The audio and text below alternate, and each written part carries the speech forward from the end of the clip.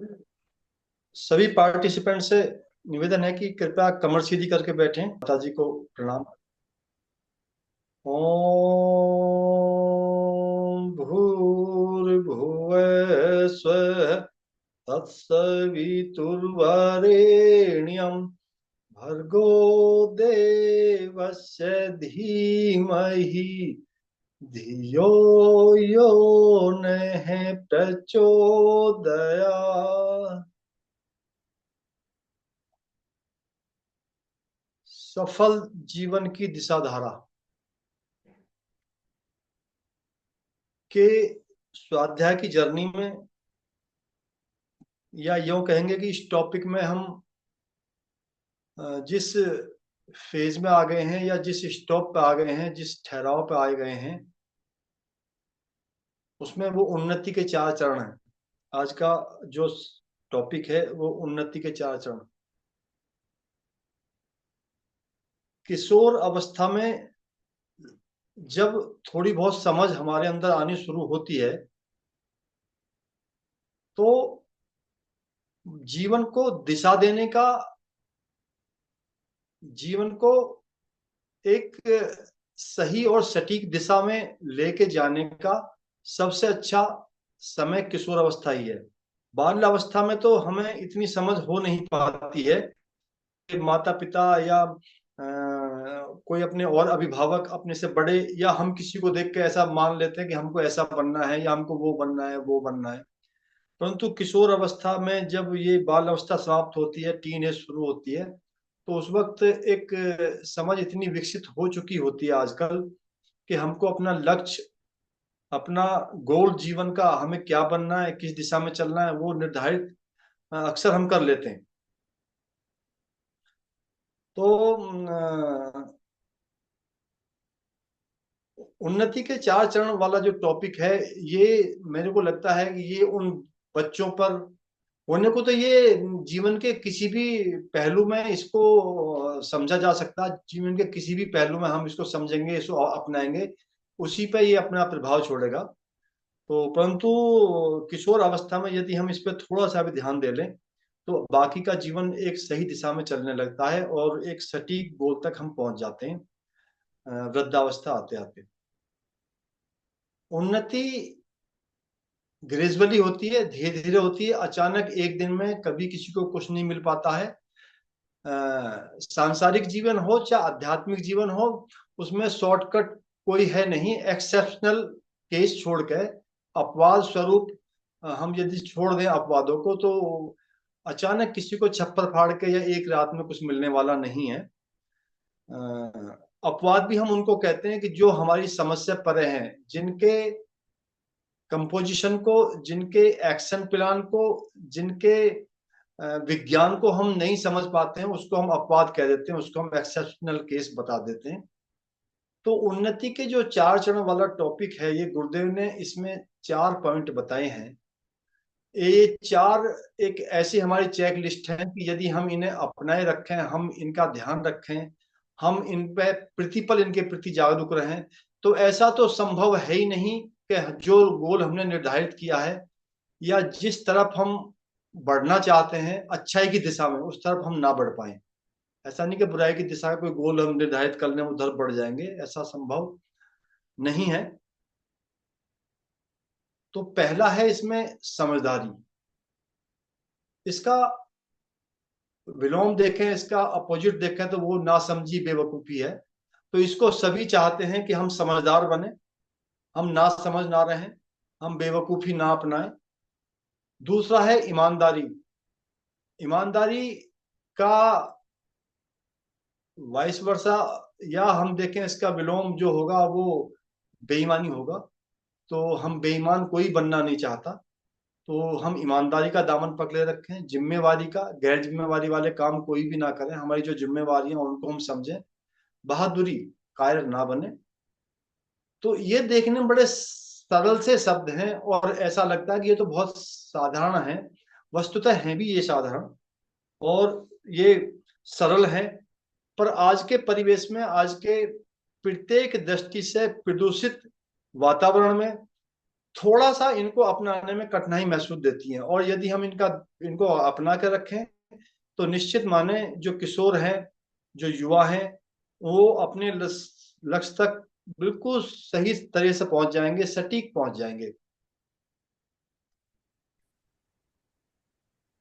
यदि हम समझदारी के परिप्रेक्ष्य में मैं ये कहना चाहूंगा कि समझदारी का मतलब हम ये समझ के चले, जैसे एक छोटा बच्चा होता है, बहुत छोटा बच्चा है, अभी वो पैर चलने भी नहीं जानता है, या पैर चलना उसको आ गया, तो वो जो भी आकर्षण देखता है, कोई भी खिलौने वाला आया है, वो उसको पी पी बोलने वाला खिलौना पसंद आ गया तो पी पी बोलने वाले खिलौने को ले लेगा, क्योंकि उसको पसंद आया। उसमें समझदारी विकसित नहीं हुई है कि पी पी बोलने वाला खिलौना 2 मिनट में टूट जाएगा।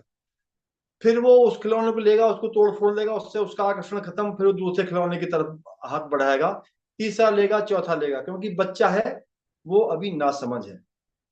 तो जो तत्कालीन आकर्षण होते हैं, जो तत्कालीन आकर्षण मतलब एकदम हमको देखते ही ऐसा महसूस होता है कि इनसे हमको लाभ मिलेगा, इनसे हमारी संतुष्टि हो जाएगी और इनसे हमको काफी कुछ राहत मिलेगी, उन आकर्षणों में ना भटकें और उसको हम पूरा उसका पोस्टमार्टम करें समझदारी से। समझदारी भरा दृष्टिकोण उसे ही बोलेंगे हम, कि उसको पूरा हम उसका पोस्टमार्टम करें, उसको देखें हम कि ये हमारे लाभ का है या नहीं है।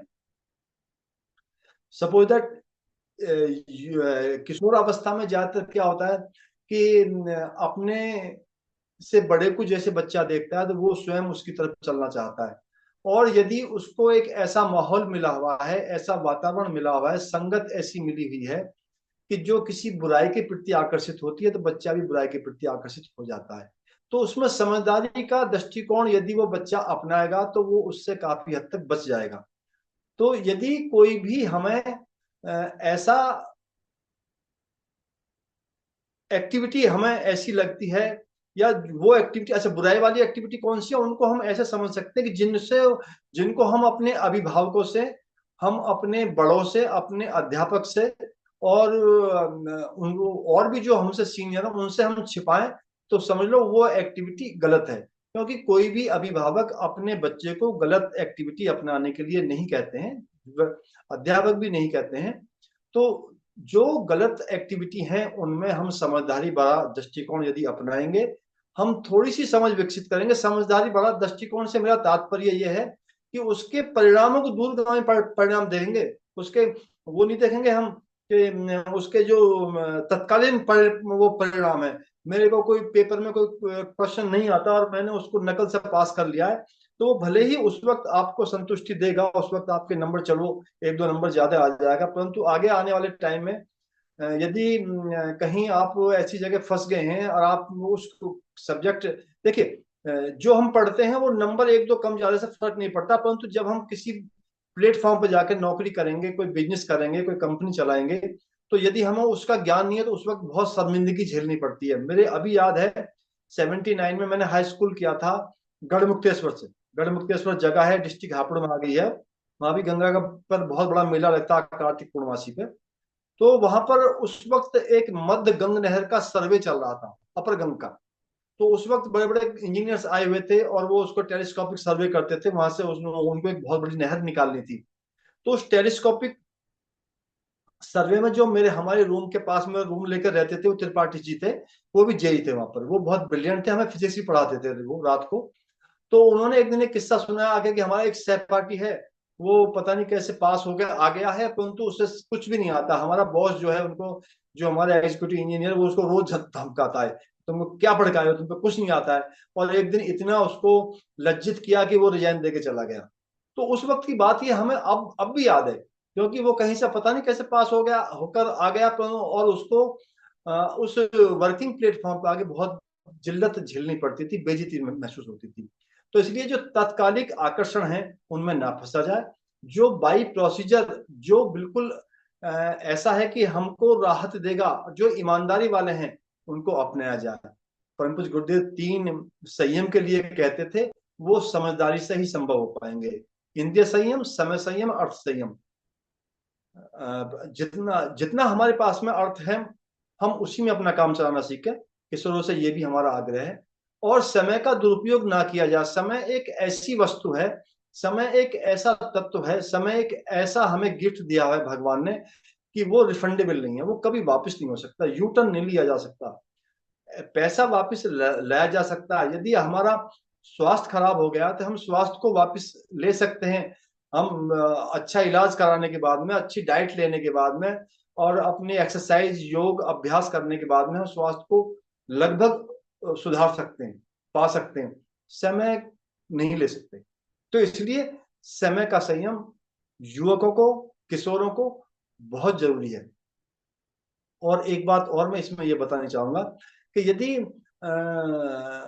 सहयोगियों का, सहपाठियों का जो प्रेशर आता है, जिसको अंग्रेजी में पीयर प्रेशर बोलते हैं, ज्यादातर क्या है कि हम किसी भी एज में, ये पीयर प्रेशर तो हमें हर एज में फील वो फेस करना पड़ता है, परंतु मेरा किशोरों से ये आग्रह है, मेरा युवाओं से ये आग्रह है कि पीयर प्रेशर, जो पॉजिटिव पीयर प्रेशर है, उसको तो हमें उसके साथ तो चलना है, उसको तो हमें फेस करना है, परंतु जो नेगेटिव पीयर प्रेशर है उसको तो डिनाई कर देना, हमको उसकी तरफ हमें बढ़ना नहीं है। ये एक बहुत ही हिम्मत का और बहादुरी का काम है। ये समझदारी भरा दृष्टिकोण यदि आप अपनाएंगे तो उससे बात बन जाएगी। यदि कोई ऐसा सहपाठी आपको दबाव देता है, कोई ऐसा सहपाठियों का आपको दबाव आता है कि हमको 1 घंटे के बजाय 2 घंटे पढ़ना है, तो वो बिल्कुल अपना फेस करना, मानना है, उनकी संगत में भी रहना है। परंतु यदि वो कोई कहता नहीं, हमको बंक मारना है, हमको कॉलेज स्कूल नहीं जाना है, हमको कम पढ़ना है, हमको नकल से पास हो जाना है, या हमको कोई और दूसरी प्रवृत्ति अपनानी है, वो बहुत गलत है। उसको नहीं मानना है, उस सोसाइटी को छोड़ देना है। और भी जो हमारे ये एक समझदारी, एक ऐसी चेक शीट है, ये हम यदि हर एक्टिविटी से पहले इसको अपना लेंगे, कोई भी एक्टिविटी, हम खाना खा रहे हैं कि ये हमारे स्वास्थ्य के लिए लाभदायक है या नहीं है, पानी पी रहे हैं अच्छा पानी है या नहीं है, हम स्कूल जा रहे हैं, हम वहाँ ध्यान से अध्यापक की बात सुन रहे हैं, उनसे क्वेश्चन वही पूछता है छात्र जो छात्र घर पे पढ़ के जाता है, तैयारी करके जाता है, या अपने अध्यापक की बात पर ध्यान देता है। तो ये समझदारी वाला जो दृष्टिकोण है, ये जीवन के हर क्षेत्र में काम करता है। परम पूज्य गुरुदेव ने एक नेपोलियन बोनापार्ट का एग्जाम्पल दिया उस पुस्तक में, कि वो उनकी बहन से, नेपोलियन की बहन से, छोटी बहन थी, कोई अमरूद वाले के अमरूद गिर गए तो वो उनको घर ले आया। माता श्री से कहा कि आप इनको इसका कंपनसेशन दीजिए, इसका पैसा दीजिए, तो माँ ने मना कर दिया। तो वो नेपोलियन बोनापार्ट ने अपनी पॉकेट से उसको भरा, और फिर जो उसने 1.5-2 महीने तक अपना ब्रेकफास्ट नहीं किया, उस ब्रेकफास्ट के पैसे से उसने उस अमरूद वाले के पैसे दिए। तो ये एक छोटे से बच्चे का उन्होंने एक दृष्टिकोण बताने का प्रयास किया है, तो क्योंकि वो समझदारी भरा था, क्योंकि उसके अमरूद वाले का नुकसान हुआ था सेलर का, तो उसको उन्हें भरना उनकी मौलिक नैतिक कर्तव्य था उनका। और ये पीयर प्रेशर के बारे में मैं एक बात और भी कहनी चाहूंगा, कि जब हमने एक बार एक गोल डिसाइड कर लिया है और उस पर उसका रास्ता बना लिया, पहले हम ये करेंगे, फिर ये करेंगे, फिर ये करेंगे, उसका स्टेप बाय स्टेप हमने एक रास्ता बना लिया है, तो फिर पब्लिक क्या कहती है, दुनिया क्या कहती है, फिर हमारे साथी क्या कहते हैं, उनकी तरफ देखना फिर हमारे लिए उचित नहीं है। हाँ, ये देखना है कि जो हमने गोल बनाया था उस पर हम कितना चल पा रहे हैं, कहीं फेलियर तो नहीं हो गया है, कहीं हम गलत तो दिशा में तो नहीं जा रहे हैं। ये समझदारी वाला दृष्टिकोण है। समझदारी वाला दृष्टिकोण ये नहीं है कि 1000 आदमी या कई सौ स्टूडेंट ये छोड़ के जा रहे हैं, बंक मार रहे हैं, आज मैं भी मारूंगा, वो बिल्कुल नहीं। उन्नति का नेक्स्ट जो स्टेप है वो ईमानदारी है। ईमानदारी को अक्सर हम क्या करते हैं, समाज में ईमानदार उसी को बोला जाता है जो पैसे के लेन देन में ईमानदार होता है। वो पैसे के लेन देन में बेईमानी नहीं करता। तो ये एक छोटी परिभाषा ईमानदारी की हमारे समाज में है। ईमानदार वो भी है कि जो अपने काम को सही तरीके से करता है, वो भी ईमानदार है। ईमानदार वो भी है जो अपने जो कर्तव्य है उसको समझ के, उसको पूर्वाग्रह ग्रह से ग्रसित ना होकर, उसको पूरी तरीके से समझ के उसको करता है, वो भी एक ईमानदार आदमी है। ईमानदार वो भी है जो औसत भारतीय स्तर का जीवन जीता है। और इसके बारे में गुरुदेव ने बहुत सारे और भी बहुत सारे एग्जाम्पल दिए हैं। देखिए, यदि हमने समझदारी का उपयोग कर कर हमने एक अपना गोल डिसाइड कर लिया है, अपना एक लक्ष्य निर्धारित कर लिया है, उसका हमने ये भी डिसाइड कर लिया है कि हमको पहले ये करना, उसका पूरा रोड मैप, मतलब उसका एक नक्शा बन गया पूरा। उस पर हमको यदि चलना है और उसमें हम ईमानदारी का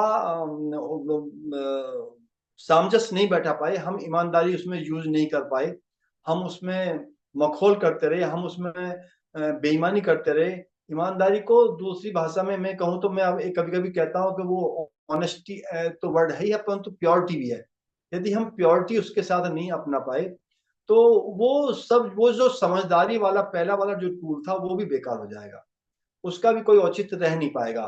तो इसलिए ईमानदारी किशोर अवस्था में, युवा अवस्था में, प्रौढ़ अवस्था में, और आपका बुजुर्ग अवस्था में, ओल्ड एज में, सब जगह एक ऐसा हथियार है कि इसकी सब जगह वो है, जरूरत है। और एक कहावत ये भी कही जाती है जैसे कि जो बेईमान आदमी होता है वो भी अपने कर्मचारी को या अपने साथी को ईमानदारी चाहता है कि मेरा साथी ईमानदार रहे, मेरा कर्मचारी ईमानदार हो, मैं भले ही बेईमान रहूं। मतलब बेईमानी भी ईमानदारी के साथ करनी चाहता वो, ये मेरा कहने का मतलब है। अपने भगवान के प्रति ईमानदार, अपने प्रति ईमानदार, अपने परिवार के प्रति ईमानदार, अपने समाज के प्रति ईमानदार, ये गुरुदेव ने एक टूल दिया था, एक एक फॉर्मूला दिया था गुरुदेव ने, जो बिल्कुल सटीक है। तो हमें सबसे पहले क्या करना है, अपने प्रति ईमानदार रहना। मेरा मेरा आग्रह युवाओं से यह है कि वो अपने प्रति ईमानदार, इन द सेंस अपने स्वास्थ्य के प्रति ईमानदार, और स्वास्थ्य के प्रति ईमानदार होने के बाद में जिस भी भगवान को आप मानते हैं, स्वास्थ्य में भी दो बातें आ जाती हैं। देखिए, स्वास्थ्य में ऐसा नहीं कि हमने बॉडी बना ली है, हम जिम जा रहे हैं, हमने 6 पैक बना लिए, 8 पैक बना लिए, उससे मतलब नहीं है। स्वस्थ का मतलब है कि आप में तेज, चेहरे पे तेज हो बच्चों के, और वो स्फूर्तिवान, उत्साहवर्धक हो। और भगवान से ईमानदारी का मतलब यह है कि हम जिस भी भगवान की हम पूजा करते हैं, भगवान की, यदि हम हनुमान जी की पूजा कर रहे हैं तो हमें हनुमान जैसी लगन भी होनी चाहिए। राम काम कीने बिना मोहे कहाँ विश्राम। तो भगवान के काम की तरफ, इन द सेंस कि यदि आप अपने किशोर अवस्था को, अपनी युवा अवस्था को बिल्कुल ईमानदारी पूर्वक जीना चाहेंगे, उसको जैसा भी हमारे एक रोड में बताया हुआ है ऋषियों ने, उसके अनुसार चलना चाहेंगे, चलेंगे, तो वो एक भगवान का ही काम है। परिवार, अपने परिवार के प्रति जो जिम्मेवारियां, अपने, हमारे जो अभिभावक हैं, बच्चों के जो बुजुर्ग हैं, माता पिता हैं या और अभिभावक हैं, जो उनसे अपेक्षा रखे हुए हैं, उन अपेक्षाओं पे हमको खरा उतरना है। और जब अपने परिवार में हम खरे उतरेंगे तो फिर समाज का निर्माण तो ऑटोमेटिक अच्छा होता चला जाएगा। ये एक ग्रेजुअली एक ये ग्रेजुअली एक संरचना, एक एक फॉर्मूला है जो स्टेप बाय स्टेप धरती को स्वर्ग बनाने की तरफ बढ़ा जा सकता है। और देखिए, एक बात और है, हमको जो मैंने पहले शुरू में बताया था कि औसत भारतीय नागरिक स्तर का यदि हम जीवन जिएंगे तो ही ईमानदार रह पाएंगे, ये भी एक सटीक बात है। यदि पढ़ने के बाद में आप किसी बहुत अच्छे नौकरी पर चले गए हैं, या बहुत अच्छे आप बिजनेसमैन बन गए हैं, या और भी किसी क्षेत्र में काम कर रहे हैं, और यदि आपका, हमारा जीवन स्तर लग्जरियस होगा, हमें हमेशा ये रहेगी हमें और बढ़िया मकान लेना है, बड़ा हमें गाड़ी लेनी है, हमको और बढ़िया वाला एसी वाले कमरा चाहिए, हमको और पैसा चाहिए, विदेश घूम के आना है, तो हम ईमानदारी नहीं निभा पाएंगे। हमको बहुत सारे ऐसे काम करने पड़ेंगे कि जिनसे पैसा हमें आए, हमारा जो परिवार आगे बढ़ेगा उसके लिए फिर वही व्यसन लग जाएगा, और हम ईमानदार रह नहीं पाएंगे। इसलिए गुरुदेव एक बात ये भी कहते हैं कि हमें अपनी आवश्यकताओं को बहुत मिनिमाइज रखना, भले ही हमारी यदि इनकम ज्यादा भी हो रही है, हमारा यदि गुजारा 1 रुपए में हो जाता है और हम 10 रुपए कमा रहे हैं, तो 9 रुपए हम रखें, जमा रखें। और यदि हमारा कभी आत्मबल इतना बढ़ जाए कि हम समाज के प्रति और संवेदन हो जाएं, तो हम उसमें कहीं भी समाज में खर्च कर सकते हैं। शर्त यही है कि हम अपने ऊपर ना खर्च करें उसको। यदि हम अपने ऊपर खर्च करेंगे तो सीधा फॉर्मूला, ईमानदार रह नहीं पाएंगे। यदि हम जितने पैसा कमाते हैं अपने ऊपर ही खर्च करते रहेंगे, उसको व्यसन में, उसको और आरामदायक जिंदगी अपने अहंकार की पुष्टि करने में, तो हम ईमानदार रह नहीं पाएंगे। इसलिए जितने भी ईमानदार आदमी हुए, आप उनके आप जीवन स्तर को देखेंगे तो वो बहुत साधारण लेवल का रहा है। तो एक कारण यही रहा है कि उच्च विचार टिक भी वहीं पाता है जहां ईमानदारी होती है, सादा जीवन होता है, वहीं उच्च विचार उठ के आते हैं। वरना उठते तो ये सभी के दिमाग में, सभी के अंतःकरण में उठते हैं कभी ना कभी।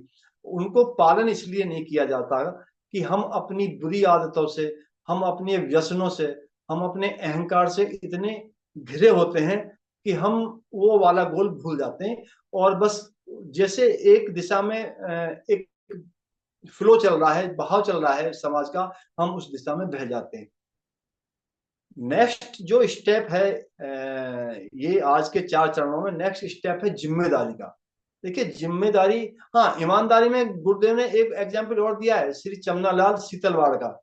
चमनालाल सीतलवाड़ किसी कंपनी में कुछ काम करते थे, अच्छे पद पर थे, तो वहां किसी से कोई गलती हो गई, और तो वो उसको छुपाने के लिए उनके पास आया, बोला कि आप मेरी इस गलती को छुपा दीजिए, कुछ गलत हो गया है मेरे से, और मैं आपको 1 लाख रुपए रिश्वत दूंगा। ये बहुत पुरानी बातें हैं। तो उन्होंने मना कर दिया। तो उस व्यक्ति ने कहा कि देख लिए, मैं आपको 1 लाख रुपए दे रहा हूं, और ये मेरे को लगता है बहुत पुरानी बातें हैं, उस वक्त 1 लाख की वैल्यू बहुत ज्यादा होगी, कि मैं आपको 1 लाख रुपए दे रहा हूं, तो आप मना कर रहे हैं, 1 लाख रुपए देने वाला आपको कोई मिलेगा नहीं। तो शीतलवाड़ साहब ने कहा था कि 1 लाख रुपए देने वाले तो बहुत मिल जाएंगे, परंतु मने करने वाला आपको कोई नहीं मिलेगा। और बाद में वो चन्नालाल शीतलवाड़ वहां पर मुंबई यूनिवर्सिटी के चीफ बने, शायद वीसी बने। ये तो एक एक एग्जाम्पल है, मैं आपको हिस्ट्री से बहुत सारे एग्जाम्पल गिनवा सकता हूँ, और इतिहास से एग्जाम्पल अपने गोल को अचीव करने के रेफरेंस में लिए जा सकते हैं बहुत सारे। और वर्तमान में भी ऐसा नहीं कि ईमानदार आदमी नहीं है, वर्तमान में भी बहुत सारे ईमानदार आदमी हैं। बाद में समय बचेगा तो मैं आपको उनका नाम भी बताऊंगा, और उनका काम भी बताऊंगा कि उन्होंने क्या क्या काम किए हैं।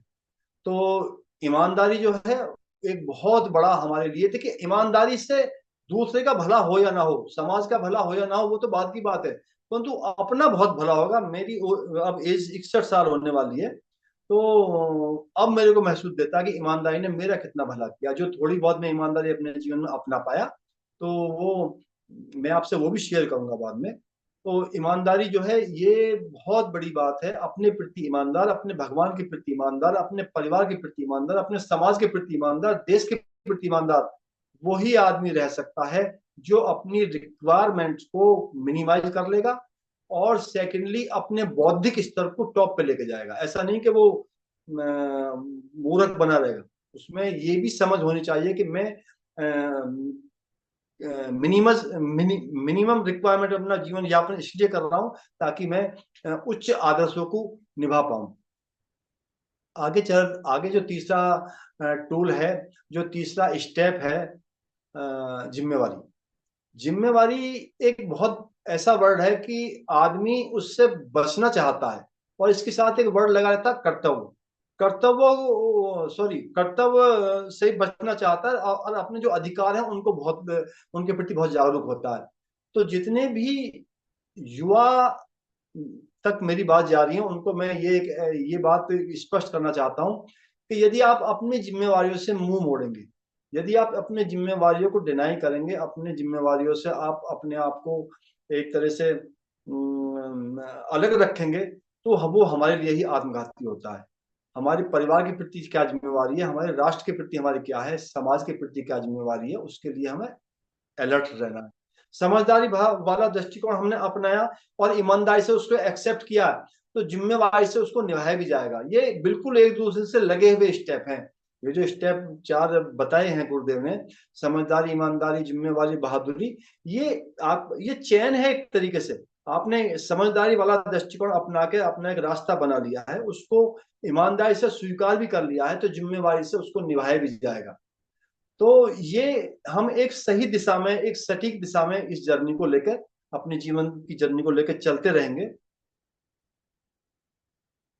एक सबसे बड़ा जिम्मेदारी में सबसे बड़ा एक बैरियर आता है, एक ऑब्स्टिकल आता है, अचिंत चिंतन। प्रज्ञा पुराण में भी इसका जिक्र आया है।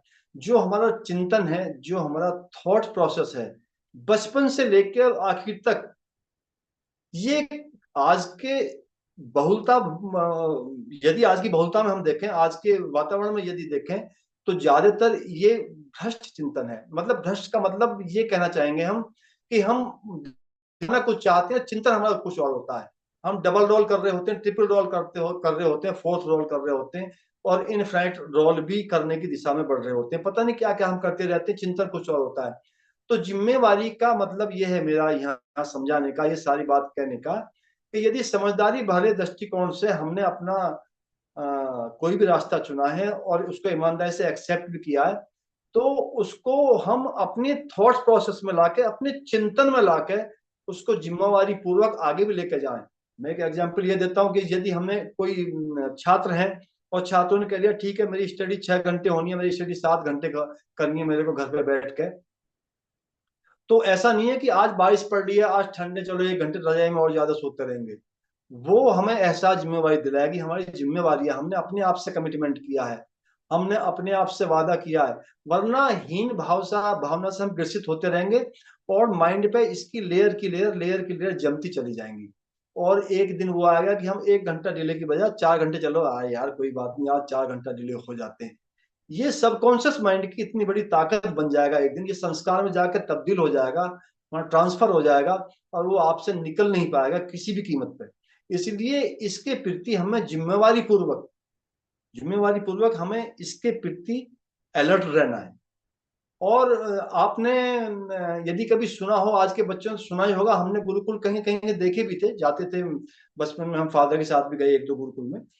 तो वहां पर का जो जीवनचर्या थी, ऋषि हमारा इतने आगे तक की कहता था। अब बात वो समझ में हमको आती है, जब उपनिषद वगैरह में अध्ययन करते हैं, अब वो बात समझ में आती है कि वो तख्त पे उनका शयन कराना, 24 साल तक उनको अध्ययन कराना, ब्रह्मचर्य का जीवन यापन करना, उनको स्वावलंबी बनाना, वो ऋषि कितनी बड़ी बात लेके चल रहे थे।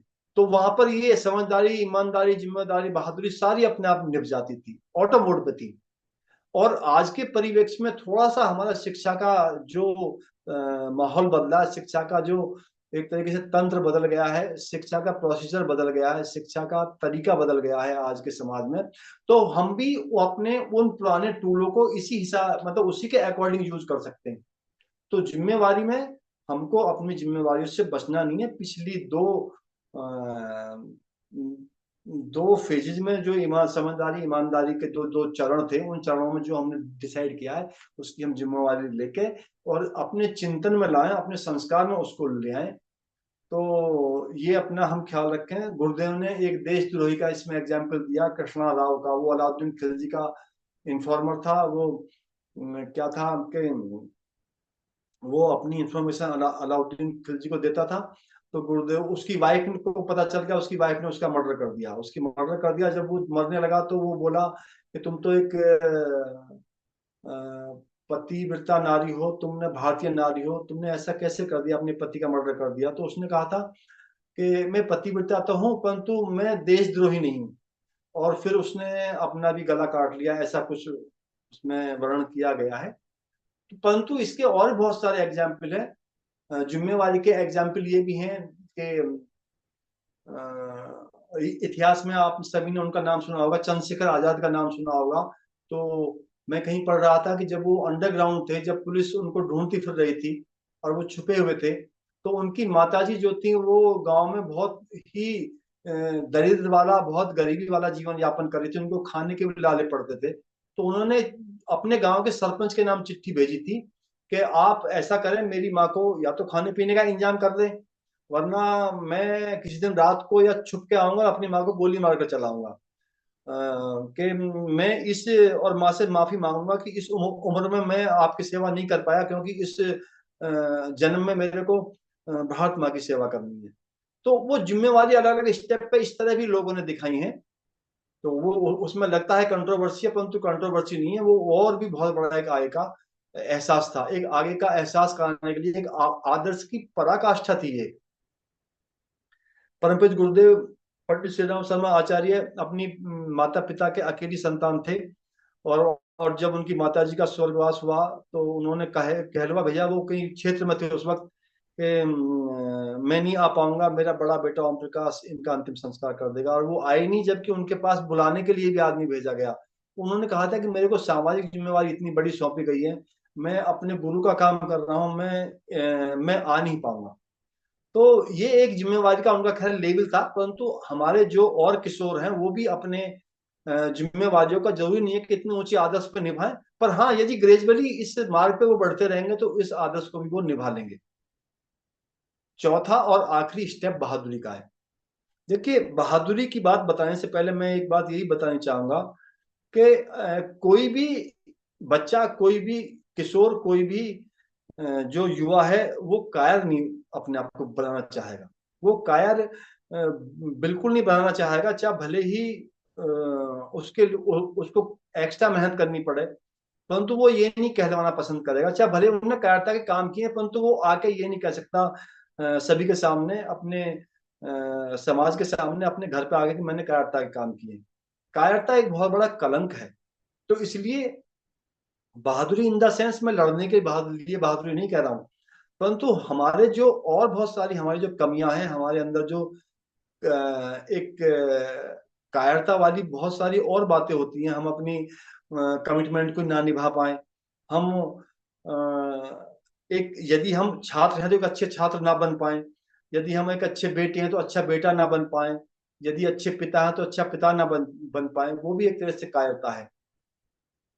असफलता और कठिनाइयों से डर के जो हम अपना मार्ग बदल लेते हैं वो कायरता है। अपने ऊपर हम भरोसा नहीं करते वो कायरता है। हम अच्छे काम के लिए साहस नहीं जुटा पाते वो कायरता है। और बहुत सारी बातों में यदि कोई किसी, हम पहले बच्चे के सामने हम भी ये सुनते थे जब हमारे फादर हमको 7th 8th क्लास में कहते थे देखो फला बच्चा इतने अच्छे नंबर लाया, फला इतने अच्छे लाया, तो हम उल्टा उस बच्चे से नफरत तो करने लगते थे, परंतु ये कभी नहीं सोचते थे कि हम भी इतने अच्छे नंबर लाएंगे, या इतना अच्छा नहीं तो कम से कम उसके नियर अबाउट तो जाएंगे। वो हमारी कायरता थी। तो मेरे यहाँ कहने का तात्पर्य आप सभी से यही है कि असफलता और कठिनाइयों से डरना नहीं है। जो हमने समझदारी से, ईमानदारी से जिम्मेवारी अपने ऊपर ले ली है उसको बहादुरी से पूरा करना है। और बहादुरी यदि हम दिखाएंगे, बाकी के 3 स्टेप अपनाने के बावजूद यदि हमने बहादुरी का समावेश नहीं किया तो बाकी तीनों स्टेप बेकार जाएंगे। तो इसलिए बहादुरी से हम उनको अचीव करेंगे, उनको पहुंचेंगे उनके नजदीक तक। और यदि बहादुरी वाला संपुट हमने लगा दिया, बहादुरी वाला कैटलिस्ट हमने उसमें यूज कर लिया, तो 100% हम अपने टारगेट तक पहुंच जाएंगे। परम पूज्य गुरुदेव ने हेलेन केलर का एग्जाम्पल दिया। वो अंधी थी, गूंगी थी, और उसने इतनी ऊंचाई तक पहुंच गई। आप ये सब नेट पे भी पढ़ सकते हैं, ऐसा नहीं कि ये बिल्कुल हवा में बात की जा रही है, तो ये सब नेट पे भी है। हेलन केलर को तो आप जाकर नेट पे पढ़ सकते हैं, खूब उसके बारे में लिखा हुआ है। और देखिए, यदि हमारे किशोर, यदि हमारे जो युवा हैं वो संसाधनों का रोना रोए, जो इंटीरियर में रहते हैं, हमारे गांव में रहते हैं, या वो शहर में रहने वाले भी जिनके पास में कम पैसा है, जिनके पास में संसाधन कम है, वो ये रोना रोते रहे कि नहीं हमारे पास तो ये नहीं था वरना हम ये कर लेते, हमारे पास ये नहीं था वरना हम ये कर लेते। गवर्नमेंट ऑफ इंडिया इतने सारे स्कॉलरशिप दे रही है, आप अपनी प्रतिभा विकसित करके वहां तक पहुंचे तो सही, अर्थ का भी इंतजाम हो जाता है। यदि प्रतिभा ही नहीं है तो रोना तो उनका है। और कोई कहता है स्वास्थ्य ठीक नहीं है, स्वास्थ्य ठीक ना होने वालों को मैं 2 एग्जाम्पल इसमें देता हूँ, फिर मैं थोड़ा सा डाइवर्ट करूंगा बात को। कि आप नाम नोट कर लीजिए, डॉक्टर रोशन आरा शेख, रोशन जहां शेख, मुंबई की लड़की है, मुसलमान संप्रदाय से है, और वो डॉक्टर है।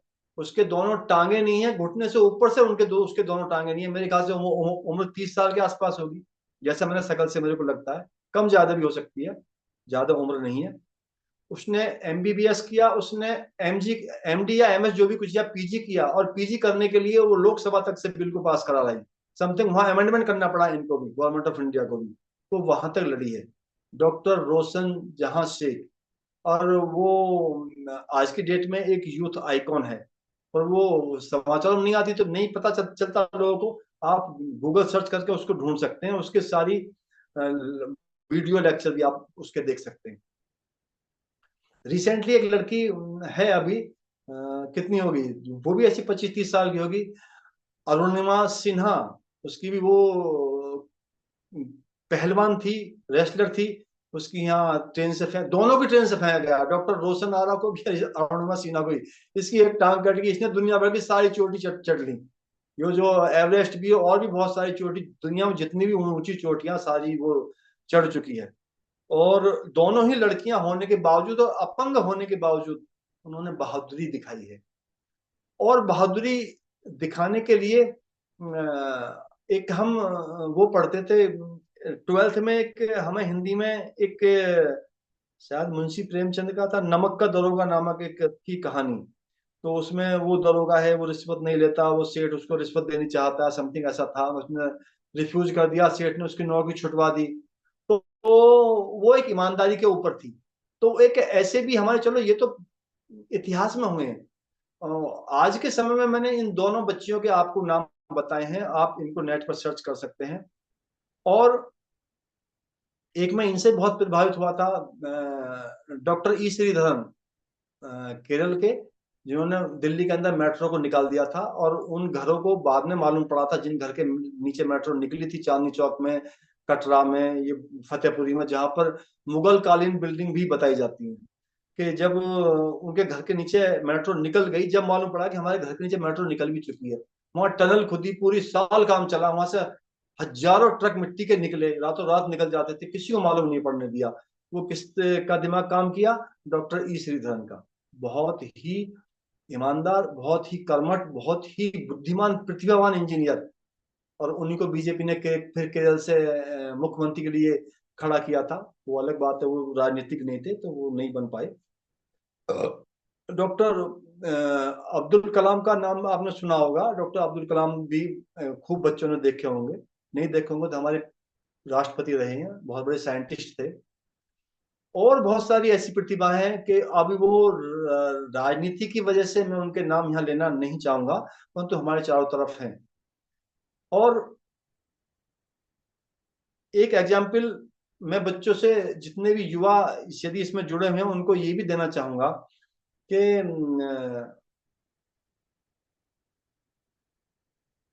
बहादुरी के आशय मेरा यह है, आज के परिवेश में जो सबसे बड़े जो व्यसन हमें खाए जा रहे हैं, हमारी अगली पीढ़ी को खाए जा रहे हैं, एक तो है नशा। नशा एक ऐसा व्यसन है जो बड़े दबे पांव हमारे युवाओं को अपनी गिरफ्त में ले लेता है। शुरू शुरू में क्या होता है, वो पीयर प्रेशर में ही बच्चा क्या करता है, एक बार ट्राई तो कर, एक बार ये तो कर दे, हाँ फलाना खा, अच्छा ये अभी मम्मी गोद से नहीं निकल के आए, ये तो बहुत छोटे हैं अभी। बहुत सारे ऐसे टॉन्टिंग आते हैं और वो अपनी गिरफ्त में उसको ले लेता है। और बहुत से कहते हैं नहीं, इससे टेंशन फ्री होते हैं, जन क्या क्या उसके सामने बात बताएंगे। मेरे, जब मैं जॉब करता था, मेरे सामने मेरे साथी जो थे आर्मी ऑफिसर आते थे रिटायर्ड, तो उसमें कैप्टन नेत्रपाल थे। वो ये कहते थे कि मैंने, कैप्टन नेत्रपाल और एक ऑनरी कैप्टन पवन थे, वो पवन सिंह थे हिमाचल के, कैप्टन नेत्रपाल तो यूपी के थे। वो ये कहते थे कि मैंने शराब को कभी ऐसे उंगली डालकर जीभ से नहीं लगाया है। जबकि कैप्टन नेत्रपाल एक अपनी पोस्टिंग 6 महीने की सियाचिन में भी काट आए थे, जहां पर -50 -60 टेम्परेचर आम होता है। उसके बावजूद भी वो बहुत वो तंदुरुस्त थे, और वो कहते थे कि मैंने कभी इसको छुआ नहीं है। तो एक, ये मैं नशे के ऊपर बात बता रहा हूँ। वो हमारे पास मुखर्जी नगर दिल्ली में, वहां लड़के पढ़ते हैं, IAS PCS की तैयारी करते हैं। लक्ष्मी नगर में कोचिंग सेंटर उनकी भरमार है, जो CA वगैरह करते हैं बच्चे। तो वो कभी कभी मुखर्जी नगर में ऐसे बच्चों से पाला पड़ जाता है कि जो रात भर पढ़ते हैं, कुछ पता नहीं क्या क्या उठ पटांग खाते रहते हैं। नहीं अंकल, वो हम रात को वहां बैठते हैं तो ऐसे होता है वैसे होता है। हमारा भी एक बच्चा IITians है, एक नहीं कई बच्चे IITians है, तो उनको भी हमने उस वक्त समझाया था, वो समझ भी गए थे। तो वहां के ऐसे भी आते हैं निकल के कि नहीं, वो दारू की बोतल तो उनको ऑन कॉल पहुंच जाती है, किसी भी हॉस्टल में कभी भी कोई कैसे मंगा ले, और बहुत सारे नशे हैं। तो ये एक बहादुरी वाली बात है। किसी भी चीज को, गंदी चीज को अपनाना तो कायरता है, वो तो बहुत आसान है, कहीं से भी लिया लो, मैं अभी जाऊं बाजार में एक गुटखा लो, मुंह में डाल लूं, इसमें कौन सी बहादुरी की बात है? बहादुरी तो वो है कि मैं, दुनिया खा रही है, मैं ना खाऊं उसको, गलत चीज, और ये कहूं कि हाँ मैं नहीं खाऊंगा इसे, या मैं इसे अपनाऊंगा नहीं। एक बात यह है कि आप ये सोच लें कि बहादुरी वो है जिसमें कठिन, जो काम कठिन होता करने में, उसको हमने यदि कर दिया तभी तो हम बहादुर कहलाएंगे। यदि कोई काम बहुत आसान है, कोई भी लड़की सड़क पर जा रही है, और आप उसको छेड़ दें, उसके प्रति अपशब्द कह दें, तो ये तो बहुत आसान बात है, जबान तो हिली है, कुछ भी कह दिया। परंतु यदि आप एक भीड़ में, यदि आप अपने सहपाठियों में, यदि आप जाके उसके साथ में अच्छा व्यवहार करें और ये कहें नहीं ये तो मेरी बहन जैसी है, ये एक बड़ा कठिन काम है आज के टाइम में। यही एक बहादुरी का काम है। स्वामी विवेकानंद हमारे सामने बहुत बड़े उदाहरण रहे हैं। समय के अभाव में मैं बहुत सारी बातें आपको अब नहीं बता पाऊंगा, वरना मैं डिटो डेट वाइज उनकी काफी बातें आपको बता सकता हूँ। और मैंने अपने जीवन में जब भी मेरे को समझ आई, मैंने इन चारों पे काम करना शुरू किया। और मैं चारों पे काम करने के बावजूद आज के समय में मैं रिटायरमेंट का जीवन जी रहा हूँ, और मैं इतना संतुष्ट हूँ, मैं शब्दों में व्यक्त नहीं कर सकता। और मेरी एक पीड़ा यह है कि हमारी आने वाली पीढ़ी अपने आप को संभाले। यदि थोड़ा बहुत भी समझदारी, ईमानदारी, जिम्मेवारी, बहादुरी का पुट अपने वो दृष्टिकोण में ले आए, अपने एक्शन में ले आए, अपने आचरण में ले आए, तो 100% मेरा ये दावा है कि वो जिस गोल को भी अपनाएंगे, एडॉप्ट करेंगे, उस गोल तक पहुंच जाएंगे वो। 84 83 में मेरी 84 में मेरी आयु एग्जैक्ट 20 साल थी। मैं बीएससी सेकंड ईयर में था उस वक्त। बीएससी 3 साल की होती थी, बाकी बीए बीकॉम सब 2 साल के थे। अब बाकी सब 3 साल के। हमारा वो एग्रीकल्चर वाला जो जो ग्रेजुएशन है वो 4 साल का है। तो उस वक्त मेरा एक सेकंड शिफ्ट में मेरा पेपर था, एक 3 से 6 सेकंड शिफ्ट चलती थी। मेरा पेपर एग्रीकल्चर इंजीनियरिंग का था, वो खराब हो गया। मैं अपने रूम आया हॉस्टल में, तो वहां लड़के वो दारू पी रहे थे। मैंने भी एक घूंट उसमें लगा लिया, और 2 घूंट पी लिए। तो वो मेरा पहला और आखिरी दिन था। और उस दिन मैंने ये कसम खा ली थी कि नहीं पीऊंगा दारू, क्योंकि मेरे को रात को उल्टी हुई, ये पता नहीं। और मैंने पूरी रात खाना नहीं खाया, सारा कमरा गंदा हो गया। तो क्योंकि मैं फादर मेरे मुझसे शुरू से बचपन से हम पूरे परिवार को गायत्री जप कराते थे, तो ये उसी का प्रभाव था। मेरे को अपने ऊपर बड़ी आत्मग्लानि हुई, और मैंने जब भी कमिटमेंट कर लिया था कि मैं नहीं पीऊंगा दारू। सहपाठियों का प्रेशर आया, मेरे भतीजे की शादी है, मेरे बहन की शादी है, मेरे भाई की शादी है, आज तो एक घूंट लेनी पड़ेगी, आज तो ये करना पड़ेगा। आपका भतीजे की शादी होती हो जाओ, ना होती हो ना हो, मैं नहीं लूंगा। दोस्ती टूट जाएगी, मैंने कहा, तोड़ दो। तो आज तक ना कोई दोस्ती टूटी, और ना मैंने ये शराब पी।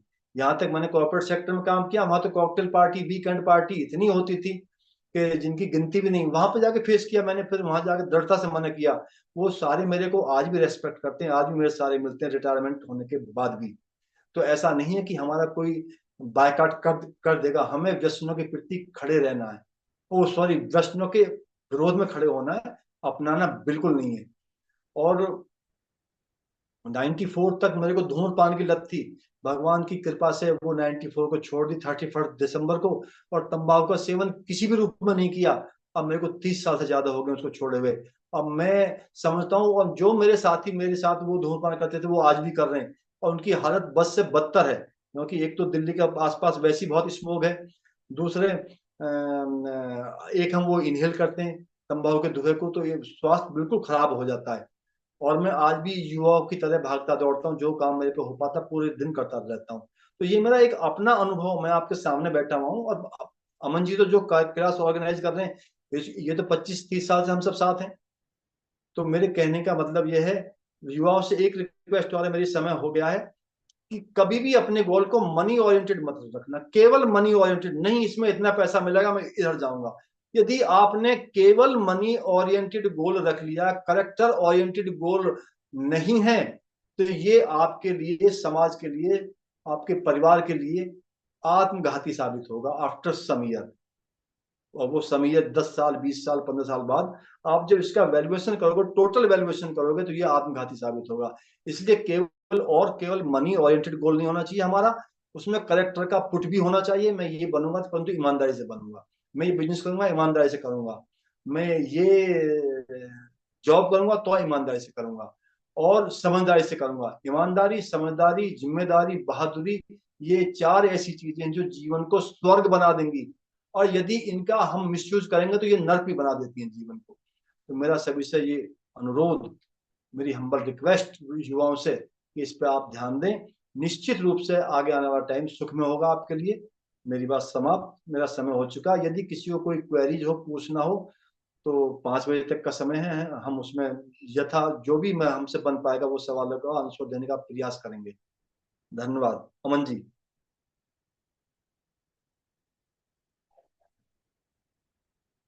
जी अमन जी।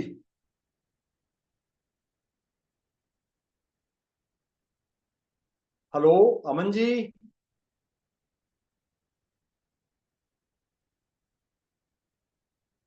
अमन सर।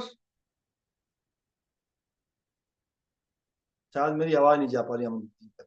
किसी का क्वेश्चन हो तो आप पूछ सकते हैं।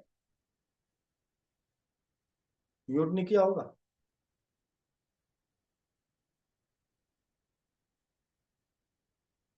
हेलो अमन जी, आवाज नहीं जा रही मेरी। जी जी सर, जी जी, आपकी आवाज़ आ रही है सर। क्षमा करें इसमें। जी। तो इसमें मेरा निवेदन है कि इसमें जो भी हमारे इसमें स्टूडेंट जुड़े हुए हैं, बच्चे जुड़े हुए हैं, तो कोई प्रश्न हो तो अपना हैंड रेज कर सकते हैं, मैं सबको परमिशन देता हूँ। अ, आप सबको परमिशन है, तो आप कोई भी अपने आप को अनम्यूट करके कोई भी क्वेश्चन आदरणीय त्यागी जी से पूछ सकते हैं जी। आदरणीय त्यागी जी का परिचय। आदरणीय त्यागी जी यामा इंडस्ट्रीज में अभी कुछ ही दिन पहले अभी रिटायर हुए हैं। ये चीफ हॉर्टिकल्चरिस्ट थे यामा इंडस्ट्री में। और इन्होंने जो है वहाँ पर रह के जापानीज के साथ में रहकर और किस तरीके से वहाँ पर कार्य किया जाता है, किस तरीके से किया जाता है, और वहाँ पर क्या विशेषताएं हैं अ, जो हमारे कहीं ना कहीं हम लोग भारतीय उसमें काम करते हैं तो वो मिसिंग रहती हैं। तो ये बहुत सारी चीज़ें इनके पास में है। तो मेरा निवेदन है कि बच्चे जो भी इसमें जुड़े हुए हैं तो इनसे कोई प्रश्न उत्तर के माध्यम से पूछ सकते हैं जी।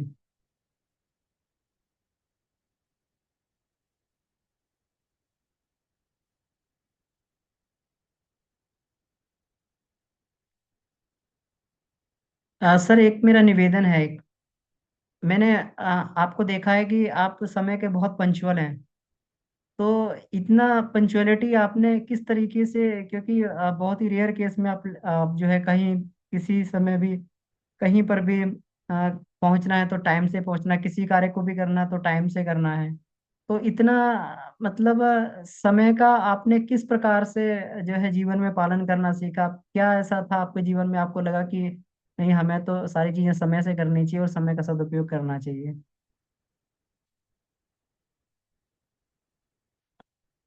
सर, आप एक मिनट, आप अपने आप को अनम्यूट कर लीजिए।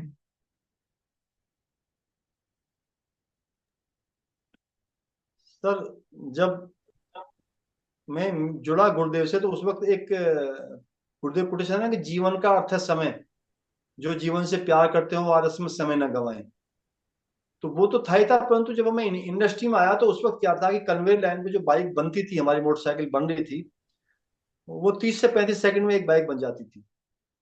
और जब 30 से 35 सेकंड में एक बाइक बन जाती थी और शाम को यदि कोई हमारे यहाँ लाइट लॉस हो गया, पावर सप्लाई चली गई है, जनरेटर को स्टार्ट होने में रिले नहीं ऑन हो पाई है, ऑटो सिस्टम में प्रॉब्लम आ गई है, तो यदि दो बाइक का भी लॉस हो गया तो वो दो बाइक की धमक पूरी कंपनी में जाती थी और शाम को उन पर घंटों मंथन होता था कि ये दो बाइक कम बनी क्यों है। ये जो हमारे 60 सेकंड या हमारे 70 सेकंड खराब चलेंगे, कैसे खराब चलेंगे।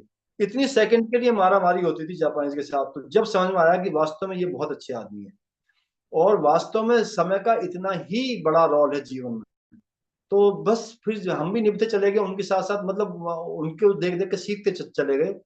बायोमेट्रिक पंचिंग आ गई, फिर तो वो उंगली से पंच करते थे। समय से पहुंचती थी, समय से बच जाता। हर जगह समय का जब देखा मैंने कि समय का बहुत बड़ा रोल है, तो धीरे धीरे वो मेरे सबकॉन्शियस में फीड हो गया। तो अब समय से यदि मैं कहीं नहीं पहुंच पाता, पहली बात तो ऐसा कम ही हो पाता है, और यदि मेरे पास कोई समय देकर नहीं आ पाता तो मेरे को वो अच्छा लगता नहीं। अब ये पता नहीं कि ऐसे ऐसी आदत बन गई है, और मेरे को बड़ा अच्छा भी, राहत भी फील होती है कि मैं समय से सारे काम करने का प्रयास करता हूँ।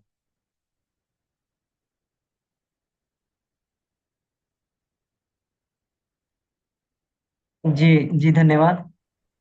इसमें जैसे आपने बहुत सारे समय जापानीज के साथ में काम किया है, तो जैसे जापान जैसा देश है, आपको क्या लगता है कि जापान एक, जबकि एक छोटा सा देश है और वहाँ की पॉपुलेशन बहुत कम है, उनके पास नेचुरल रिसोर्सेज भी बहुत कम है, लेकिन आज जापान ने इतनी प्रगति कर ली, तो आपको क्या लगता है कि हम लोग भारतीयों को क्या, किस चीज का ऐसा पालन करना चाहिए कि हम लोग भी उनकी तरीके से हर क्षेत्र में प्रगति कर सकें?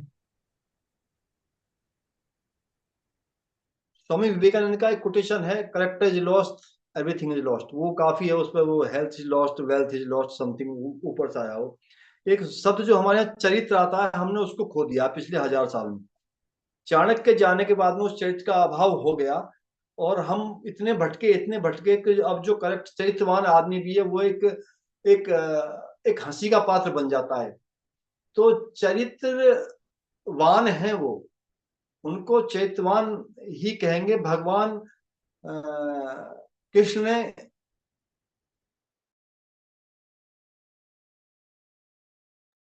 सॉरी सर, आप दोबारा म्यूट हो गए हैं, क्षमा करें। ये ऐसे कैसे हो जाता हूँ म्यूट में? तो मैं ये कह रहा हूँ कि गीता ग्रंथ हमारा है, परंतु फॉलो वो कर रहे हैं। जब वो शुरू में आए थे, उन्होंने टेक ओवर किया था, तो वो कहते थे कि प्रोसीजर को इम्प्रूव करो, रिजल्ट ऑटोमेटिक आएगा। वो एक एक उनका ये सेंटेंस था, प्रोसीजर इंप्रूव कर लो, रिजल्ट ऑटोमेटिक आएगा। मतलब सारा प्रोसीजर पीछे से क्वालिटी को ऐसे लेकर आते थे वो सटीक। तो हमारे यहाँ क्या था, जुगाड़ थी, जो वो जुगाड़वाद था, किसी भी तरीके से बस आउटपुट निकल जाए, बाकी चाहे कुछ भी हो जाए। तो यही गीता कह रही है कि आप अपने कर्म को करो, रिजल्ट पर ध्यान ही मत मत दो, रिजल्ट तो मिलना ही मिलना है। तो वो गीता को फॉलो कर रहे हैं, और यदि वो अध्यात्म के क्षेत्र में घुस जाए तो वो अध्यात्म में भी वो टॉप पे चले जाएंगे, क्योंकि उनमें लगन इतनी जबरदस्त है कि उनकी लगन देख के आदमी को काफी कुछ सीखने को मिलता है। वो अलग बात है कि आज की पीढ़ी उनकी मैकेनिकल बन गई, यदि उनको काम नहीं है तो उनको समय काटना बड़ा मुश्किल हो जाता है। तो सेकंड वर्ल्ड वॉर के बाद में उन्होंने बहुत मेहनत करी, और सेकंड वर्ल्ड वॉर से पहले भी वो बहुत ही वो कर्मठ थे। अमेरिका की नाक में दम कर दिया था, यदि वो पर्ल हार्बर को ना डबोता तो अमेरिका बम नहीं डालता, और अमेरिका यदि बम नहीं डालता तो वो अमेरिका पे कब्जा कर लेते। अमेरिका की मजबूरी थी कि वो उनको रोक नहीं पा रहा था। तो वो बहुत लगनशील हैं। और आज के परिप्रेक्ष्य में मैं ये बताना चाहूंगा कि जो इनकी टोयोटा है कंपनी, उसने यूरोप की और यूएस की जो ऑटोमोबाइल का इंडस्ट्री है उसको ठप कर दिया है। आप देखो उसके मॉडल कितने अच्छे, कितने महंगे मॉडल, कितने क्वालिटी वाइज अच्छे हैं। उन्होंने इतनी तरक्की की है 40-50 साल में, नाक में दम कर रखा है तकनीकी के माध्यम से। जी सर। लगनशील, डेडिकेटेड, चरित्रवान, ईमानदार। और हम उनके आगे बेईमान शब्द भी हमारे लिए छोटा पड़ता है, कुछ बेईमानी का भी स्कोर लेकर आना पड़ेगा। हम बचपन से पैसा कमाने की मशीन, पैसा कमाने की मशीन, पैसा कमाने की मशीन, उसके लिए साम दाम दंड भेद बेईमानी कुछ भी करना पड़े, चोरी करनी, डकैती डालनी पड़े। और जो इस काम को नहीं कर रहा है वो बेकार आदमी है। हमारे यहाँ ऐसी एक मान्यता बन गई। जी सर। जी, आपने बिल्कुल ठीक कहा कि वहां पर बचपन से ही बच्चों को ये सिखाया जाता है, छोटे छोटे बच्चों को ये सिखाया जाता है कि अगर कोई चीज अगर सड़क पे पड़ी हुई भी मिल जाए तो उसको सही जगह कहाँ पर पहुंचाना है। और जी उसके जी। लिए बच्चों को जो है, क्योंकि हम लोग बड़ी छोटी छोटी इनको चीज़ों को मानते हैं, लेकिन वो ये सब चीज़ें जो है बहुत छोटे से ही वो लोग प्रयास करते हैं। और कहते हैं कि ये देशभक्ति उनके बिल्कुल एक रोम रोम में, रक्त में उनके देशभक्ति होती है। जी। है, वो इसको करके भी दिखाते हैं ना। जी। 10 लाख हाँ। आदमी मरा था हिरोशिमा नागासाकी में जब बम डाला गया था। जी बिल्कुल, बिल्कुल।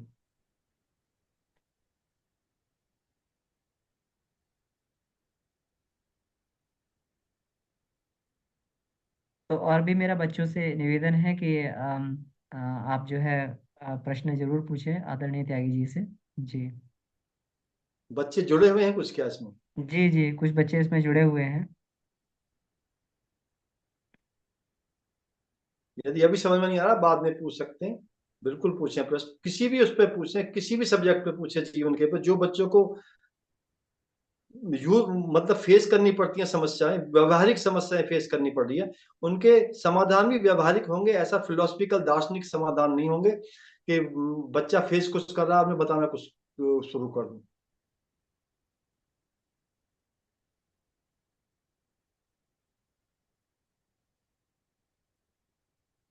कोई चैटिंग में आया हुआ है अमन सर कोई? जी, चैटिंग में भी कोई प्रश्न नहीं है। कोई अगर चैटिंग में कोई क्वेश्चन इसमें कोई पूछना है तो कुछ चैटिंग ना में भी कुछ डाल सकते हैं। अमन जी है, कुछ ना कुछ देखो चीजें आप खोल के। इसमें हेलो, इसमें अभिनव कुमार जी का हेलो करके ही आया हुआ है बस एक इसमें। अच्छा अच्छा अच्छा। हाँ। और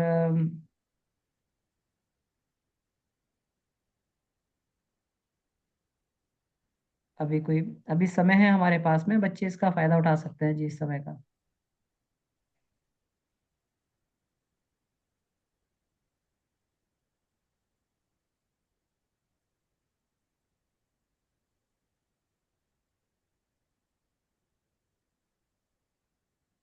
1890 में यदि बच्चे कोई बीच में क्वेश्चन आया तो बता देना मेरे को, मैं स्वामी जी की बात है कि शेयर कर देता हूँ इनसे।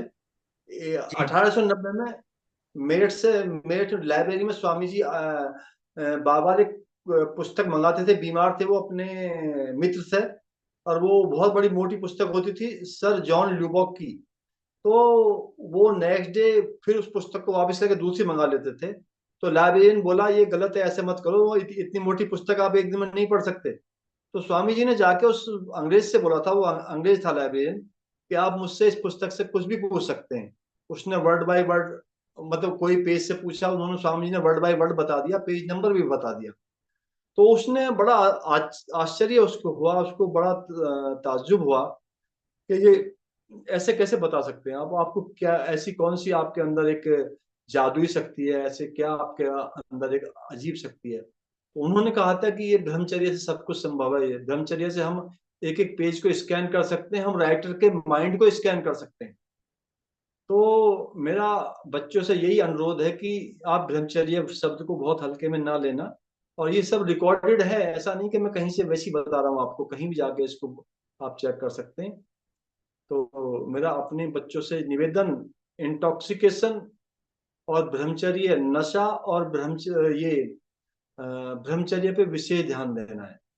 तो आपका ओज तेज सब बना रहेगा, और आप में स्फूर्ति उत्साह हमेशा बना रहेगा। आपको जो बुद्धि है वो विवेक के साथ काम करेगी। विवेक ऐसा फिल्टर है जो सही गलत बुद्धि का आकलन करता है, वो उसको गाइड करता है, इस दिशा में चलना है, इसमें नहीं चलना है। तो जो शब्द यूज किया गया था पहले, तत्कालिक आकर्षण में नहीं फंसना है। जो अचानक कोई आकर्षण हमको मिल रहा है उसमें चाहे भले ही हमारा लंबे समय का कोई नुकसान हो जाए, उस तरफ दिशा, वो दिशा में आगे नहीं बढ़ना है। यही मेरे बच्चों से अनुरोध है, यही मेरे बच्चों को मैं समझना चाहता हूँ। तो बहुत बड़ा आपके पास में जीवन पड़ा हुआ है, टास्क बहुत बड़ा है, आप आराम से उसको नहीं पा सकते, मेहनत करनी है। ये चार टूल जो हैं ये बहुत ही अच्छे हैं। मतलब इनको अपना के आप कोई भी टारगेट पूरा कर सकते हैं। जी अमन सर, अब शायद समय हो गया है। जी, समय हो गया है। हाँ, कोई क्वेश्चन पूछना चाहते हैं कोई?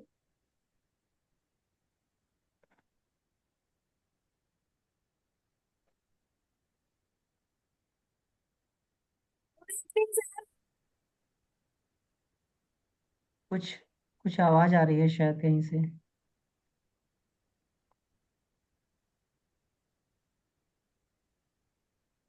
हाँ जी, ये कुछ गायत्री विद्या मंदिर से कुछ आवाज आ रही है, कुछ बच्चे कुछ पूछना चाहते हैं क्या?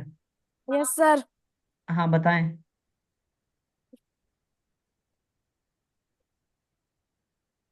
जी बताइए बेटा, क्या पूछ रहे हैं आप?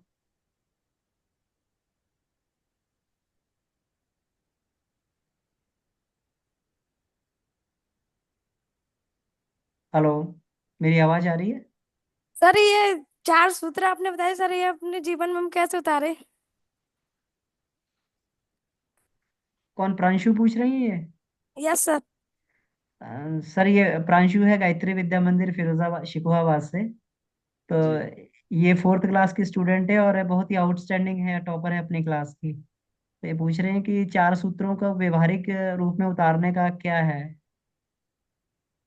अमन सर, कोई क्वेश्चन चैटिंग में भी आया वो देख लेना आप, मैं बताने का प्रयास करता हूँ। बेटा ये जो भी आप काम करो, वो समझदारी का मतलब ये है कि उसको थोड़ा सा ये देख लो कि इसका दूरगामी परिणाम हमारे ऊपर क्या आएगा। तो यदि खाना कोई खाने में हमको स्वादिष्ट लग रहा है, परंतु उसको ये भी देख लें, और यदि आपको मालूम नहीं है तो अपने बुजुर्गों से पूछने कि ये हमारे स्वास्थ्य के लिए अच्छा है या हानिकारक है। यदि हानिकारक है, स्वादिष्ट है, तो ना खाएं उसको, क्योंकि जीव को अच्छा लगेगा परंतु हमारे स्वास्थ्य को खराब कर देगा। कोई भी पुस्तक का अध्ययन आप कर रहे हैं, अपने अध्यापक से पूछ लें, अपने गुरु, उनसे, अपने माता पिता से पूछ लें जो आपके सिलेबस से अलग पुस्तक है कि इसका अध्ययन हमें ठीक रहेगा, क्योंकि बहुत सी ऐसी पुस्तक भी हैं जो आपके मतलब की नहीं है, तो ना करें। और जो भी आपसे कभी गलती जीवन में हो जाए, तो वो ईमानदारी से अपने बुजुर्गों को, अपने अध्यापक को बता दें कि आज आज मेरे से ये गलती हुई है, तो मैं कल से ये गलती नहीं करूंगा या नहीं करूंगी। और ये अपनी जिम्मेवारी का आपको एहसास हो कि आपका जो ये बचपन है, ये जो आपका आपका समय है, आप विद्यार्थी हैं, तो ये आपका जिम्मेवारी है शिक्षा ग्रहण करना। तो शिक्षा की तरफ आप ध्यान ज्यादा रखें, और खेलना भी है स्वास्थ्य रखने के लिए, शरीर को स्वस्थ रखने के लिए खेल कूद भी आवश्यक है, उस दिशा में भी ध्यान दें और इस दिशा में भी आप ध्यान दें। और बहादुरी से सारे काम पूरे करने, कायरता वाली बात कभी सोचनी नहीं है। हमें हमेशा बड़े लक्ष्य सोचने, आदर्श सोचने। आप गांधी जी को देखो, बेचारे कितने साधारण परिवार से पढ़ने गए थे, और उन्होंने सारी अपनी कमियों को अपनी ऑटोबायोग्राफी में, अपनी जो जीवन कथा है उसमें उन्होंने लिख दिया है। और देखो कितने महान आदमी बने थे। आप, और उन्होंने केवल राजा हरिश्चंद्र का नाटक ही तो देखा था, उसी से उनको प्रेरणा मिली थी। तो समझदारी हर जगह दिखाएं, आप खाना खाने में दिखाएं, कपड़े धोने में, नहाने में। हम यदि नहा रहे हैं तो हम ज्यादा पानी ना बखेरें, क्योंकि आज के समय में पानी की बहुत किल्लत है, बहुत ज्यादा पानी बचा नहीं है हमारी आने वाली पीढ़ियों को, और अच्छा पानी जो धरती के अंदर है। और यदि आप खाना खा रहे हैं तो अपना स्वादिष्ट, वो स्वादिष्ट तो हो, चलो मान लिया, परंतु वो स्वास्थ्य के लिए भी अच्छा हो। और पुस्तक भी हम वही पढ़ें, और जो भी हमें अध्यापक ने काम दिया उसको पूरा करें मेहनत से। और जो घर वाले थोड़ा बहुत काम बताते हैं हम उनको भी करें। और हर बात अपनी अभिभावकों से, माता पिता से, अपने गुरुजनों से पूछ कर, जो समझ में नहीं आ रही उनकी गाइडलाइन में करें। किसी जो भी आपके माता पिता या आपके अध्यापक कोई कहते हैं ये गलत काम है, कोई आपको करता मिलता बच्चा, उसके साथ ना जाएं, उसका सहयोग ना करें, उसके पास ना उठे बैठे। तो ये धीरे धीरे आप ऐसे ऐसे अपना सकते हैं। जी धन्यवाद। अभी चैट वाले प्रश्न हम लोग देख लेते हैं। दो तीन प्रश्न है। तेजस राजपूत जी का प्रश्न है, मुझे मोबाइल गेम खेलना नहीं छोड़ पा रहा हूँ। और इनका ये प्रश्न। तो सबसे आसान बात है। मोबाइल गेम खेलना नहीं छोड़ पा रहा हूँ। अरे उसमें गुरुदेव का वो सेंटेंस नहीं कि असफलता केवल यह सिद्ध करती है कि सफलता का प्रयास पूरे मन से नहीं किया है। ये तो सीधी कोटेशन है कि असफलता केवल यह सिद्ध करती है कि सफलता का प्रयास पूरे मन से नहीं किया। ये राजपूत साहब की कितनी आयु है? हाँ जी। राजपूत साहब की कितनी आयु है, इनकी जो क्वेश्चन पूछ रहे हैं? तेजस जी की आयु होगी ऐसा ही कुछ, करीब 8-9 वर्ष आयु होगी। अरे ये तो बहुत आसान, ये तो आठ बहुत साल आसान है। आप जी, आप ये साल ठीक है। आप ये मान के चले कि यार मैं तो बहुत बहादुर आदमी हूँ। आज मैंने डिसाइड कर लिया कि आज मैं आधा घंटे केवल मोबाइल गेम खेलूंगा बस। जहां 31 30 मिनट में वहीं फेंक दूंगा, वहां अलग मोबाइल बंद किया, रख रख दिया बस। आप ऐसे डिसाइड कीजिए ना। और आप ये देखिए, मैं तो बहुत हिम्मत हूँ, मैं कोई कायर थोड़ी हूँ, मैं तो बहादुर हूँ। बहादुर आदमी आप ये बताएं कि जब मैंने बहादुरी दिखाई, 20 साल की एज मेरी 20 पूरी नहीं थी, 19.5 करीब समझ सकते हैं। तो उस वक्त मैंने व्यसन छोड़ दिए थे। मैं आपके सामने बैठा हुआ हूँ, और आप तो आपकी 8 8 साल, मेरी 20 साल, जबकि बराबर है। इतना टाइम निकल चुका है, जब जब समझदारी इतनी विकसित होती थी, इतनी आप 8 साल में हो जाती है। तो ये समझिए कि यदि आप नहीं छोड़ पा रहे तो आप काया रहे।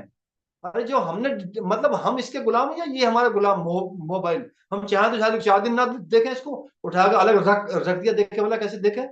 आप ये सोचिए ना। और आप भगवान से प्रार्थना कीजिए। गायत्री मंत्र किसी भी हिंदू, मुस्लिम, सिख, ईसाई का नहीं है, भगवान से सीधी सद्बुद्धि की प्रार्थना है। भगवान से सद्बुद्धि की प्रार्थना आप एक बार जपें, 4 बार जपें, इसको जितनी बार आप जप सकते हैं जपें। सद्बुद्धि आएगी, विवेक साथ में आएगा। ये तो 1 सेकंड नहीं टिकेगा मोबाइल छोड़ना। तो आप ये सोचे मैं बहादुर हूं, मैं क्यों, मैं कोई इसका गुलाम मोबाइल का? मोबाइल मेरा गुलाम है, मैं इसका इसमें गेम ना खेल के मैं फिजिकल गेम खेल लूंगा जाके कहीं भी, दौड़ूंगा, भागूंगा, खेलूंगा और दूसरे काम खेल करूंगा भाई। ऐसे करें, ठीक है। जी अमन सर, जी अगला कोई। जी जी, बिल्कुल सही कहा आपने। बहुत अच्छा दृष्टिकोण है कि छोटी सी डिवाइस मेरे ऊपर रूल नहीं कर सकती है। मैं इसका शासक हूँ, ये मेरे ऊपर शासन नहीं कर सकती है। तो अरे ये तो ऐसी हमने तो मानसिकता बनाया से, मोबाइल गेम, हमने मतलब आदमी ने बनाया हुआ, ये हमारे पर कैसे हावी हो जाएगा। बिल्कुल बिल्कुल। जी। उज्जवल जी का प्रश्न है, मन को एकाग्र करने का सबसे उपयोगी साधन क्या है?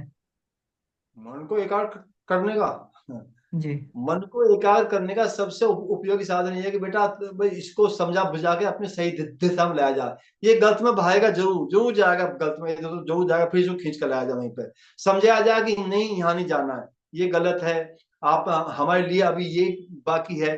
अच्छा कभी कभी इसकी बात मान भी लेनी है, यदि ये कह रहा है नहीं चलो आज तो मैं वहां फला जगह दावत में खाना खा ही लेता हूँ, चलो थोड़ा बहुत कभी खा भी लिया, परंतु फिर इसे घुमा के ये लाना कि आज के समय में स्वास्थ्य वर्धक नहीं है बाहर खाना, इसलिए घर में ही खाया जाए।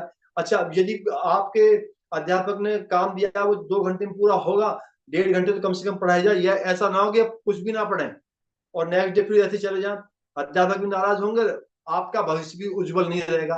तो इसलिए मन को समझा के, प्यार से समझा के, बुझा के, कभी डांट के, कभी डपट के, जिस दिन मन ये का नहीं आज सुबह नहीं उठना, आज जरूर उठना है, उठ के बैठ जाना बिल्कुल, देखा मतलब तू हमको हराएगा या हम तेरे को हराते हैं आज। तो इससे ऐसे निपटा जाएगा, प्यार से भी, इसको धमका के भी, इसको बुझा के भी, प्रैक्टिस छोड़नी नहीं है। आप ये समझो कि आपने ये कहानी पढ़ी होगी कि मोहम्मद गौरी ने 17 बार आक्रमण किया था पृथ्वीराज चौहान को, 17 बार वो उनको हरा पाया था। तो आप ये भी समझ के जाना, आप इससे हताश ना हो कभी भी। मैंने कहा ना कि बहादुर वो है जो असफलता और कठिनाइयों से डरता नहीं है। चलो आज असफल हो कल को फिर करेंगे, पर उसका मतलब ये नहीं है कि जान के पड़े रहे बिस्तर में, नहीं। वो अंकल ने बताया था कि असफल कि कल को फिर दोबारा हम जग जाएंगे, वो कल ऐसा आता नहीं है कभी। तो एफर्ट्स पूरे करने हैं, तो मन बिल्कुल काबू में धीरे धीरे आ जाएगा, और फिर भगवान से प्रार्थना, जो भी भगवान को आप मानते हैं उससे प्रार्थना करनी है कि इसको मेरे काबू में लाया जाए। लगे रहना, लगे रहना है, हतोत्साहित नहीं होना है। जी अमन सर। जी बिल्कुल। बहुत बहुत धन्यवाद सर। समय भी हो गया है और कोई प्रश्न भी नहीं है। तो मुझे लगता है कि हम लोग इसी के साथ में इस कक्षा को ही विराम दे सकते हैं। तो ठीक। बहुत बहुत आभार आपका। आपने इतना महत्वपूर्ण समय दिया। और अरे सर आपका बहुत बहुत धन्यवाद, आपने मुझे बच्चों से 1-to-1 होने का मौका दिया। जी जी जी, तो आशा है कि इसी प्रकार आगे भी आपका मार्गदर्शन मिलता रहेगा। आपके अनुभवों से हम लोग सीखते रहेंगे। अभी तक हमने खुद व्यक्तिगत तौर से आपसे बहुत सीखा है और अभी भी सीखने का प्रयास कर रहे हैं। और आगे भी हम लोग सभी सीखते रहेंगे, बच्चे भी आपसे अनुभव ग्रहण करते रहेंगे आगे की कक्षाओं में। तो बहुत बहुत धन्यवाद। तो इसी के साथ में जी कक्षा को यहीं पे विराम दिया जा सकता है। जी धन्यवाद। ओम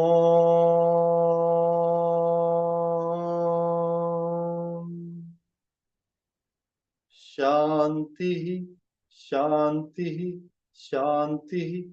समाप्ति। प्रणाम। जी प्रणाम, धन्यवाद।